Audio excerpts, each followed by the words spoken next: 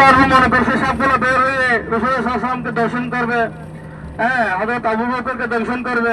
এইভাবে গর্তগুলা সব হাত পা দিয়ে কাপড় দিয়ে গর্তগুলা ডেকে দিয়েছিল। সব শেষে একটি গর্তের মধ্যে কাপড় পায় নাই, অন্য কোনো আসবাব পায় নাই, নিজের পা দ্বারা সাল্লাল্লাহু আলাইহি ওয়াসাল্লাম ঘুম থেকে জাগ্রত হয়ে যাবে এ বইয়ে একটু নড়াচড়া করছিলেন না।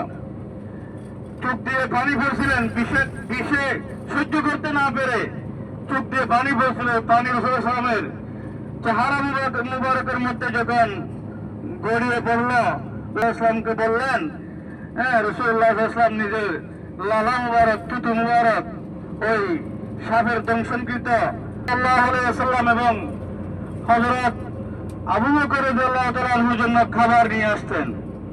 চুপি চুপি যেন মক্কার কোনো কাফের টের না পায়। এখানে একটি বৈজ্ঞানিকভাবে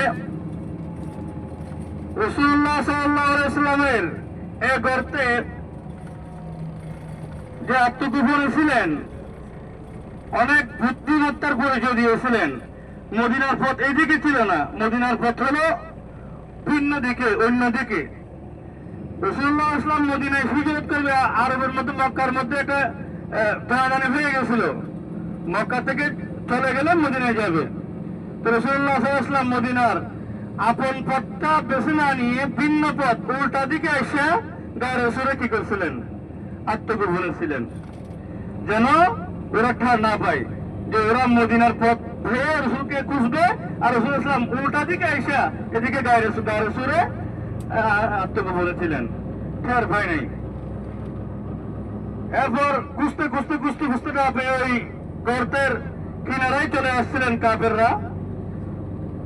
এই আর মক্কার কুফার গর্তের কাছাকাছি চলে আসছিলেন।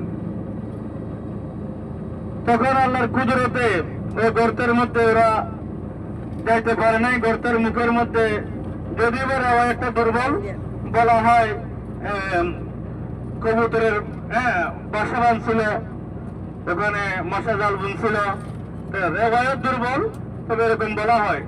মোট কথা হলো আল্লাহর কুদরতে আল্লাহ হেফাজত করেছেন, কাফেররা ওই গর্তে যাইতে পারে নাই। এজন্য 3 দিন পর রাসূলুল্লাহ সাল্লাল্লাহু আলাইহি ওয়াসাল্লাম ওই গর্ত থেকে উঠে মদিনার পথ ধরলেন। 15 দিন লাগাতার সফর করার পর মদিনায় গিয়ে পৌঁছলেন। আমরা তো মক্কা থেকে মদিনায় যাব 5 ঘন্টায় 7 ঘন্টায়। রাসূলুল্লাহ সাল্লাল্লাহু আলাইহি ওয়াসাল্লাম তখনকার যুগে এত উন্নত গাড়ি ছিল না, উন্নত রুট ছিল না, মরুভূমি, পাথর, এই পাথরের জায়গায় মরুভূমির মধ্যে রাসূলুল্লাহ সাল্লাল্লাহু আলাইহি ওয়াসাল্লাম হেঁটে হেঁটে হেঁটে পূর্ণ 15 দিনে মদিনার সফরটা কমপ্লিট করছিলেন। 15 দিনের মাথায় রাসূলুল্লাহ সাল্লাল্লাহু আলাইহি ওয়াসাল্লাম মদিনায় গিয়ে পৌঁছেছিলেন। তো আলহামদুলিল্লাহ আমরা এখন গায়ের সুরে যাব, কাছাকাছি চলে আসছি, ওপরে নামবো। গায়ের সুরের মধ্যে আমাদের বিরতির সময় হলো 10 মিনিট। 10 دقيقة 10 دقيقة هات سور 10 دقيقة।